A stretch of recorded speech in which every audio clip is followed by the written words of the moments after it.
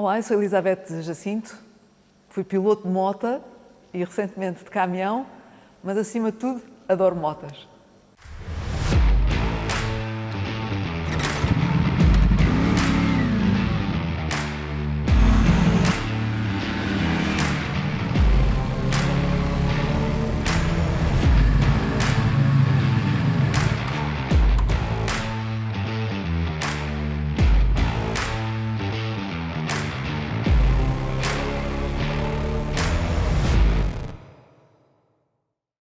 Sejam bem-vindos a mais um episódio do Deixa Rolar, aqui na Bolga TV. Hoje temos uma convidada muitíssimo especial, Elizabeth Jacinto. Muito obrigado, Elizabeth, por estares aqui connosco. Obrigada, é um prazer. É um enorme prazer e uma história que toda a gente está à espera de conhecer, que é como é que se passa das motas para os caminhões, porquê motas, porquê caminhões, mas vamos saber isso tudo agora. Começamos pelo princípio, que é como é que surge então a paixão pelas motas. Olha, as motas aparecem na minha vida assim muito por acaso, sem estar planeado, sem estar pensado.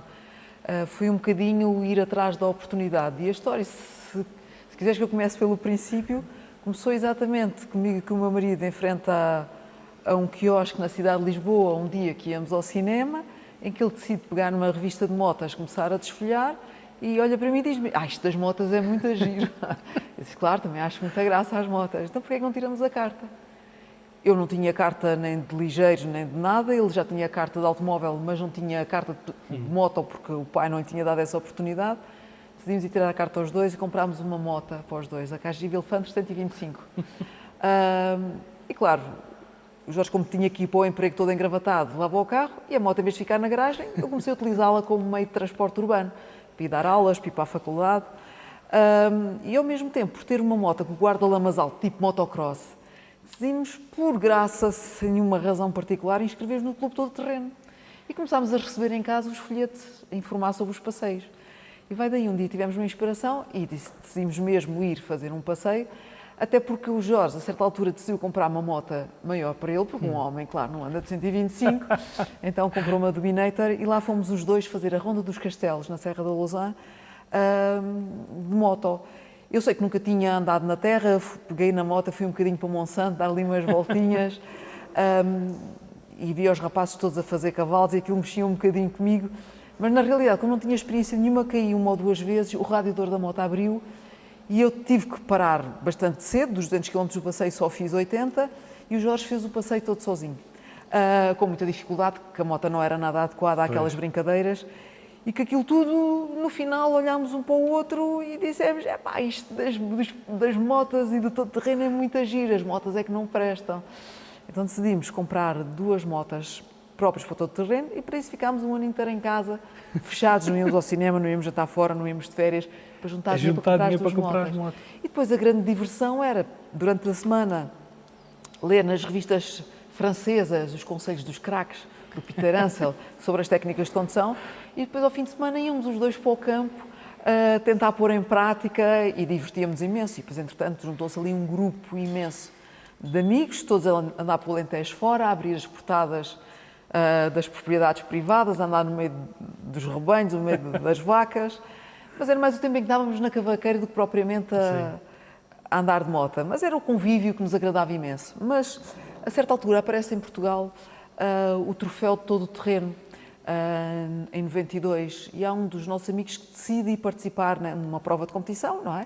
Que fazia parte desse troféu, e desafiou os outros todos. E claro, nós andámos ali aos fins de semana na brincadeira, toda a gente se agrupou para ir fazer a corrida, e a certa altura eles deram conta que estavam todos, menos eu. Naturalmente que me esforçava imenso para ir atrás deles naquelas passeatas, e lembro-me, só para dar assim uma explicação mais completa, de que eu tinha medo de tudo. Tinha medo de andar depressa, tinha medo de andar devagar, de virar à direita, de virar à esquerda. Tinha medo de tudo, mas eu, acima de tudo, tinha medo de ficar para trás. E eu já um dia dizer: olha, tu não podes ir connosco, os nossos amigos andam depressa e tu não tens andamento. Eu esforçava-me imenso para ir com eles. E quando eles vêm com aquela ideia da corrida, eu disse: não, eu não sou capaz, eu não tenho físico, não tenho técnica, não tenho endurance para fazer uma prova dessas. Eles começaram a dizer: não, tens que vir, e há outras raparigas, se elas vão, tu também vais, e tu andas connosco aos fins de semana, se és capaz de andar aqui, também és capaz de andar lá. Pá, e insistiu imenso e eu dava comigo a pensar, bom, eu vou a Lisboa ao Algarve, faço 300 km, chego lá toda cansada, como é que eu vou conseguir fazer 300 km aos saltos em cima de uma moto a todo terreno? Não vou ser capaz. E és capaz, e tens que vir, tens que vir, tens que vir. Pá, e aquilo soou como um voto de confiança. Pá, eles acreditam que eu sou capaz. Então, será que eu sou capaz?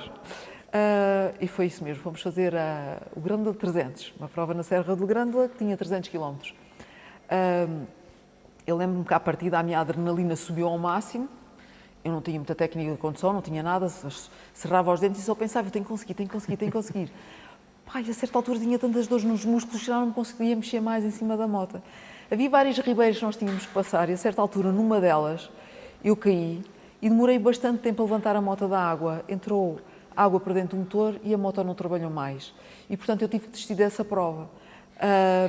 Apesar de eu ter desistido, se fossem perguntar quem era a pessoa mais feliz, não era o rapaz que tinha ganho, era eu que tinha desistido. Porquê? Porque eu tinha percebido que eu, afinal, era capaz de fazer muito mais do que aquilo que eu pensava. Exato. Eu tinha desistido ao quilómetro 270. Eu estava mesmo quase a cortar a meta. Eu achava que não fazia nem 70 km. Aquilo foi uma grande revelação para mim. Afinal, nós somos muito mais capazes do que pensamos. Então, até onde é que eu consegui ir? E ficou o desafio de ver até onde é que eu conseguia, o que é que eu conseguia fazer na vida. E ficou a paixão pelo terreno, pela competição, e a partir dali eu nunca mais deixei de fazer provas de competição. A moto continuou a ser sempre um meio de transporte urbano, não é? Porque eu vivia na cidade de Lisboa e, portanto, eu fazia a minha vida toda de moto, e depois foi o bichinho da competição e nunca mais me largou e ficou para sempre. E como é que foi nessa altura, estamos a falar há uns anos atrás, nessa altura ainda não era tão comum como é hoje as mulheres... Não era, e era muito engraçado. Era uma mulher no meio dos homens, como é que... Mas, por exemplo, na cidade eu lembro-me de parar nos semáforos e as pessoas abrirem a janela do carro e meterem conversa, dizerem coisas, perguntarem coisas. E eu andava na cidade de Lisboa muito direitinha, muito insegura, porque não conhecia a cidade, não sabia, tinha que decorar o trajeto, então toda a conversa me podia distrair. Mas lembro-me exatamente que era uma novidade e era um impacto grande na cidade. Mas para mim, de certa forma, não era. Eu não me sentia a fazer uma coisa extraordinária. Porquê? Porque eu lembro-me passar, quando era criança, grandes temporadas na casa da minha avó, que vivia no campo, ela era uma trabalhadora agrícola, e lembro-me de ver as mulheres que iam trabalhar em propriedades mais distantes, elas iam com as motorizadas dos maridos. Portanto, para mim aquilo não era nada de extraordinário. Era normal. Mas, de facto, sentia que fazia qualquer coisa de diferente naquela altura. Depois, a pouco vieram, vulgarizou-se um bocadinho mais, e hoje em dia já não é nada do outro mundo. Sentiste sempre assim uma espécie de inspiração para outras mulheres? Perguntavam-te, pediam-te dicas, perguntavam-te como é que funcionava em termos de competição, até na cidade? Acima de tudo, quando eu comecei a fazer a competição e quando comecei a ser mais conhecida, havia muitas mulheres que me diziam que eu era uma fonte de inspiração e de encorajamento para elas. Isso, de certa forma, ajudava-me imenso, porque o esforço que eu fazia era tão grande que eu sentir que tinham o apoio e que inspirava outras pessoas dava-me um incentivo quando era naqueles momentos difíceis, que estava à beira da desistência, dizia, não posso desistir, eu tenho que arranjar uma solução, eu tenho que resolver o problema. E isso puxava imenso para mim e levava-me a fazer mais do que aquilo que eu achava que era capaz. Até aquele momento que viram a revista no quiosque, não tinhas tido nenhum contacto com motas? Com pendura. Era pendura de vez em quando. Mas essa paixão então já estava lá, não é? Das motas, não? Não, quer dizer, não posso dizer que fosse uma paixão, quer dizer, eu digo muitas vezes, as motas, podia ser outra coisa qualquer. A moto para mim serviu para me desafiar e me permitir saber o que é que eu era capaz de fazer e até onde é que eu era capaz de ir. A vida proporcionou que fosse a moto, foi uma oportunidade que surgiu, mas podia ter sido outra coisa qualquer. Depois eu confesso que tenho um prazer enorme em conduzir a moto, é uma coisa que eu gosto imenso. Eu dizia sempre que havia 2 momentos na vida onde o tempo passava muito depressa sem eu dar por ele, que era quando estava a dar aulas e quando estava a andar de moto. E ainda hoje, quando eu pego na moto e vou para a cidade e ando lá no meio do trânsito, eu sinto-me feliz e sinto-me realizada. Passar no meio daqueles carros todos e ir-me embora, fico muito contente e sinto que tiro muito prazer e muito gozo em andar de moto. Na competição havia ali aquela carga física que me deitava muito abaixo, ou seja, a moto dos ralis pesava 200 kg e não era nada fácil de manobrar, e passado 100 km nós já estamos no nosso limite de cansaço e depois temos que fazer mais 300, 400, 500, sei lá, mais um E estamos dia a falar esse peso todo na areia. na areia e nas pedras e fosse onde fosse. Exatamente. Não é E, em portanto, estrada. a certa altura, o cansaço físico é tão grande, é tão demolidor, que de facto às vezes tira-nos um bocadinho o prazer da condução. Mas é uma das características da competição e nós, quando queremos fazer provas muito longas, temos que nos superar e temos que ultrapassar essa nossa limitação física. Mas eu, enquanto piloto de moto, senti sempre que o meu grande adversário era o meu físico, a minha capacidade física. O não ter força, o sentir-me que me esgotava muito depressa, que passado pouco tempo já estava cheia de fome. Ou seja, eu comi imenso ao pequeno almoço, mas aquilo não rendia nada, passado pouco tempo estava cheia de fome. Queres que eu conte uma história sobre esta história? Quero, claro. Limite, da fome e do cansaço. Eu lembro-me de uma, no Dakar do ano 2001, eu saí de madrugada do acampamento, comer o mais que eu podia e depois ir por ali fora. E aquela etapa foi particularmente difícil, com muita areia, muita erva de camelo, muitas pedras, e foi uma etapa muito lenta. E quando chegou o pôr do sol, por volta das 6 da tarde, eu ainda tinha 60 e tal quilómetros para fazer. E estava completamente de rastos, completamente cansada, exausta, e começava a ser de noite. E se me dessem um bifinho com batatas fritas, aquilo ia com toda a facilidade, mas eu já não tinha nada para comer. E o líquido que levava no camelback estava completamente azedo, embora eu fosse lá chupar de vez em quando. Eu sentia que estava nas últimas. E então, quando saí daquele ponto de abastecimento, daquele CP, comecei a cair. Eu lembro-me, ainda estava a montar a moto, ainda não tinha largado a embreagem, já estava a cair, porque eu já não tinha capacidade nenhuma, energia nenhuma no físico. E lembro-me que aquele bocado de terreno era uma mistura de areia e pedras. Na areia a gente tem que andar com alguma velocidade, nas pedras temos que andar mais devagar. A mistura dos dois é uma coisa absolutamente horrível. E eu, a certa altura, decidi sair dos trilhos dos outros pilotos, ir um bocadinho ao lado, para me tornar mais fácil a condução. E, a certa altura, lembro-me, no meio da noite, nos faróis da moto, ver assim um arbusto ao longe e começar a perceber que ia na direção do arbusto e tomar a sensata decisão de ter que contornar o arbusto, não é? E percebi rapidamente que não estava a fazer nada para me desviar do arbusto, então decidi que tinha que travar. E na realidade não travei coisa nenhuma, enfaixei-me no arbusto com toda a força. Portanto, aqueles arbustos que têm aqueles troncos muito grossos, muito fortes, aquelas folhinhas pequeninas, aquelas plantas adaptadas à secura do deserto, e eu comia devagar, nem sequer caí, fiquei presa na moto, com a moto com a roda no ar em posição de cavalo, lá sentada. E há um rapaz que vem de moto atrás de mim, porque eram as motas todas pela noite fora, e ele para a moto atrás de mim e desata-se a rir à gargalhada, ri até não poder mais. E depois de estar satisfeito de rir, diz assim: Elizabeth, queres que eu te ajude? Eu respondi-lhe: quero. E continuava sentada em cima da moto, com as perninhas penduradas, quando bastava dar assim um jeitinho para o lado, depois escorregar e pôr o pé no chão. Mas isto só para contar que eu estava num estado de exaustão tal, já não tinha energia nenhuma, que a minha cabeça, embora funcionasse bem, o corpo já não respondia, já não recebia ordens. E, portanto, o passo seguinte era a cabeça deixar de funcionar também. Mas nós tomámos a saudável decisão de parar para descansar e dormimos ali no chão um bocado e depois a etapa a seguir já se fez com toda a facilidade. Olha, vou-te desafiar, já que estamos a falar aqui em competição, vou-te desafiar aqui para o nosso jogo, a corrida dos lentos. A corrida dos lentos é basicamente fazer uma volta no mínimo tempo possível. Não há regras, podes escolher uma moto. Pronto, quando quiseres. Então é vai, começar. é só dar a voltinha, não é? É só dar a voltinha. Então vamos lá. Pá, olha que isto vai ser um caso sério de rapidez. Não vou revelar agora já qual foi o tempo, mas está ali no top. Se isso fosse o jogo tradicional da Carica, eu acho que falhava logo a primeira curva, ia logo a direita. Exatamente, mas porque estamos aqui em televisão e não temos muito tempo, tem que ser assim. Olha, regressando um bocadinho aqui talvez à competição, ao Dakar, que foi realmente onde... Foi o maior de todos os desafios. Exatamente. Há aqui duas coisas engraçadas. Primeiro, eu queria que me explicasses, a mim e aos nossos telespectadores, porquê do Dakar. E depois, outra curiosidade que foi, tu começaste a fazer o Dakar com o teu marido. exatamente. Olha, o meu marido fez sempre parte da minha história, sempre, desde que eu o conheci, ele continuou sempre a fazer parte de tudo aquilo que eu fazia. Pronto, fizemos quase tudo juntos. E de moto, as primeiras 2 corridas fizemos juntos. Depois chegámos à conclusão que não tínhamos dinheiro para as despesas e ele fez a opção de deixar de participar nas corridas e ajudar-me na parte mecânica, na assistência à moto. E assim continuámos a fazer tudo juntos, mas com áreas diferentes.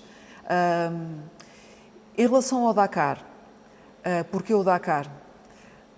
Eu fiz o campeonato nacional durante vários anos e primeiro o desafio era sobreviver, depois o desafio era a taça das senhoras e depois vai um dia que eu dou comigo em casa, nas minhas tarefas domésticas, a dar contas à vida e a pensar que se calhar estava na altura de abandonar a competição. Já tinha feito campeonato nacional durante vários anos, já tinha ganho a taça das senhoras várias vezes, já não via grandes novidades.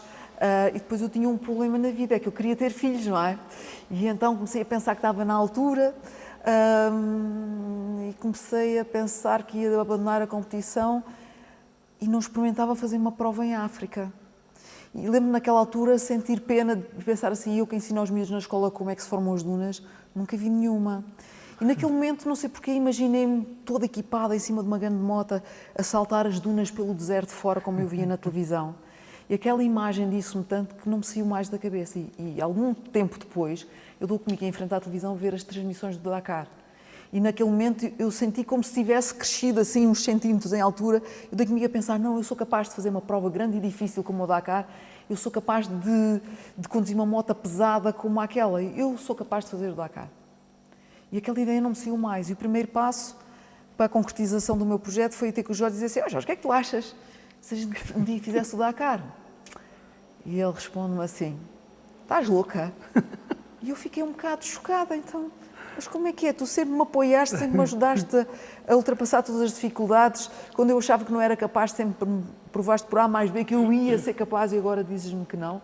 Eu dizia, mas tu não vês que o Dakar não é uma prova para qualquer um, é uma prova só para homens e para alguns. Tu achas mesmo que és capaz de fazer aquilo? Eu dizia, sim, sim, porque eu sou uma mulher com uma grande capacidade de trabalho, um grande espírito de sacrifício, e eu sou capaz e eu vou conseguir fazer. Mas a gente não tem dinheiro para essas coisas. Eu disse, mas eu vou à procura de patrocínios. E então ele achou que tinha ali a sua escapatória, disse, está bem, então se arranjares patrocínios a gente vai. E eu achei que tinha a minha escapatória, está bem, eu vou arranjar patrocínios e a gente vai. E arregacei as mangas e comecei a preparar tudo para fazer o Dakar. E depois tive uma golpada de sorte, porque a vida tem estas coisas, tem coisas muito giras, e numa golpada de sorte eu marquei 2 reuniões no mesmo dia, no meu dia livre da escola, e nessas 2 reuniões eu venho para casa com uma moto cedida para fazer o Dakar e com dinheiro para pagar as inscrições. Eu estava super feliz, Jorge, nós vamos fazer o Dakar.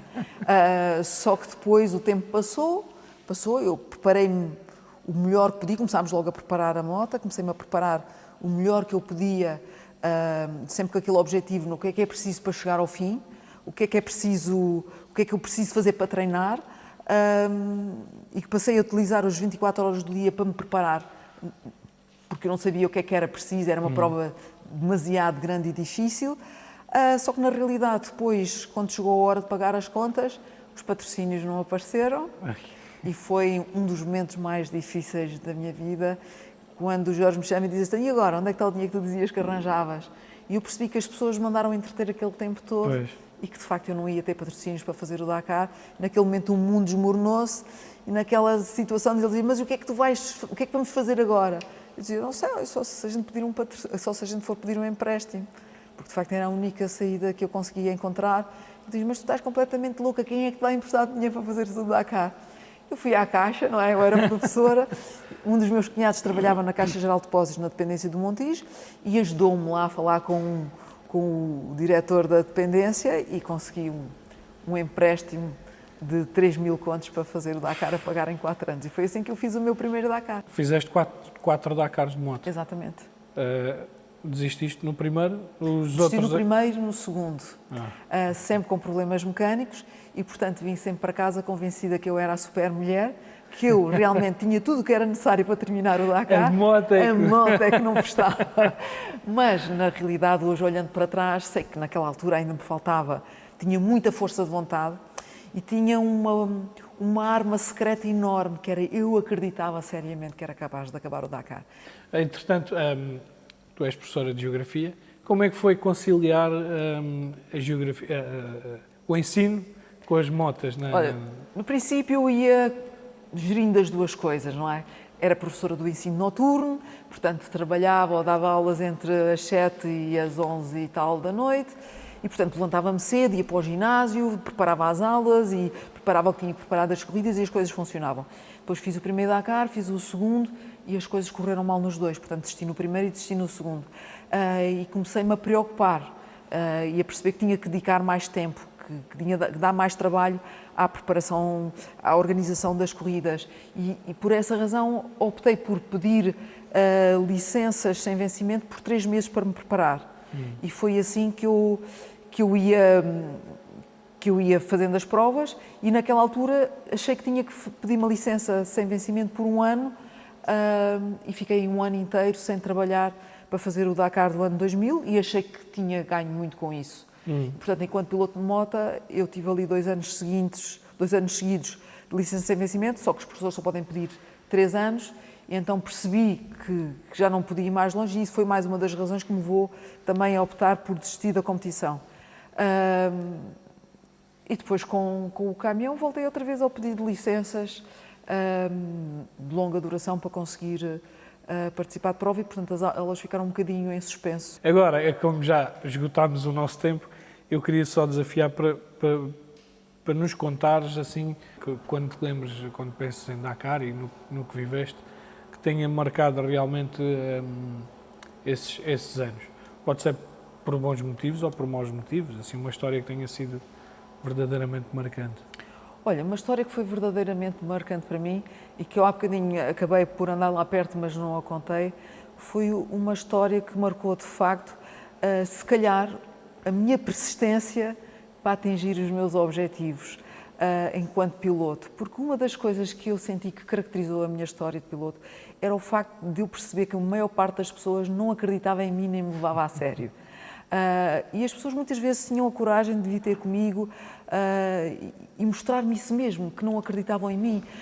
E às vezes, por exemplo, perguntavam, então em que lugar é que ficaste? Eu fiquei, imagina, em quarto dos caminhões. Só havia 4 caminhões. E eu percebi exatamente que as pessoas não me levavam a sério. E houve um momento marcante em que eu percebi exatamente que as pessoas não acreditavam em mim.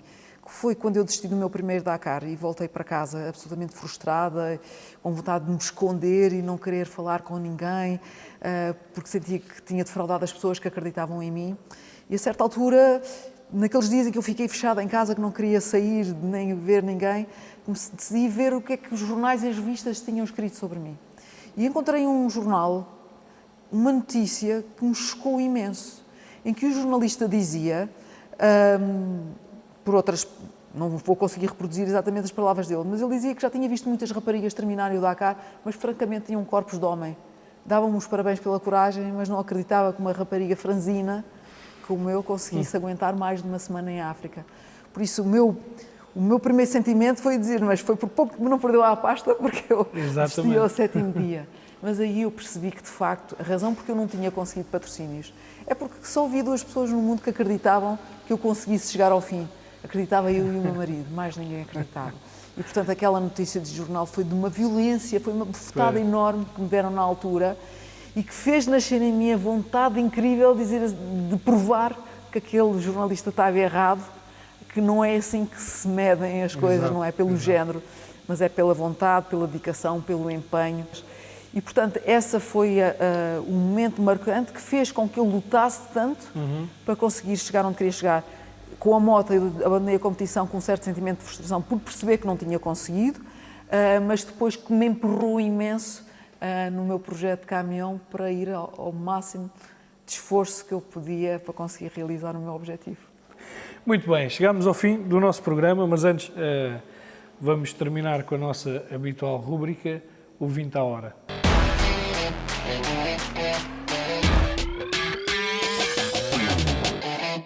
O 20 à hora são 20 perguntas de resposta direta e começo já pela primeira, que é capacete aberto ou fechado? Aberto é de moto, aberto é de carro, fechado é de moto. Eu gosto muito do capacete fechado para andar de moto, porque gosto imenso de andar de moto. Equipamento imprescindível. Todo o equipamento que é necessário para garantir a nossa segurança, que a gente cai e se levanta, no máximo com uma nódoazinha negra e já chega. Estilo de moto. Eu gosto daquelas motas trail, não é? Para andar direitinha. Com ou sem pendura? É melhor sem pendura. Numa palavra, o que mais gosto nas motos é? A liberdade. E o que menos gosto? Se calhar do frio. Costumas cantar dentro do capacete? Não costumo cantar, mas às vezes a minha cabeça solta-se e vai por aí a pensar em coisas quando às vezes preferia ficar concentrada na condução. Mas a próxima pergunta é, costumas falar sozinha? também não tenho esse hábito. Depressa ou devagar? Depende das circunstâncias, não é? Há que adaptar. A quem é que nunca darias boleia? Olha, se calhar à minha sogra. Ela aí morria de susto só de pensar em montar lá em cima. Automáticas ou manuais? Eu gosto de manuais, gosto de pôr mudanças. Já te entrou uma abelha para o capacete? Não, nunca. Já comeste um mosquito? Mosquitos e moscas também, acho eu. Já te queimaste num escape? Já, Já deixaste cair a moto para o lado? muitas vezes. E a pior das hipóteses é quando ela cai, quando eu a deixo cair porque me esqueci de tirar o cadeado do disco. Essa é a parte pior. És tu quem trata da tua moto? Posso lavá-la ou pôr óleo na corrente, mas a mecânica não sou eu que faço, naturalmente. Agora, quem gostarias de dar boleia? A qualquer pessoa que goste muito de andar de moto, para que se sinta bem atrás de mim, não é? Sozinha ou em grupo? Eu gosto de andar em grupo e com companhia é sempre tudo melhor. Só custa o primeiro risco? Eu acho que todos os riscos custam, principalmente se for na moto. A moto é para estar ali a brilhar, sem riscos. O carro já, os riscos deixa lá, não faz mal. Mas a moto não pode ter riscos. Potência ou elegância? Sabes que as mulheres prezam muito o visual, mas a potência é aquilo que se impõe, não é? Exatamente. Pronto, chegamos ao fim. Antes tenho aqui uma oferta do nosso patrocinador da Liquimoli. Muito obrigada. São várias coisas, quer para a moto, Sabes que em capacetes, tempos, para ti. Estes autocolantes também andaram na minha moto, mas já foram há muitos anos atrás. Olha, boa. Foram há Foi um muitos reencontro anos. também. É verdade. Quanto a nós, muito obrigado por terem estado connosco. Até para a semana e até lá já sabem, deixa rolar. Muito obrigado.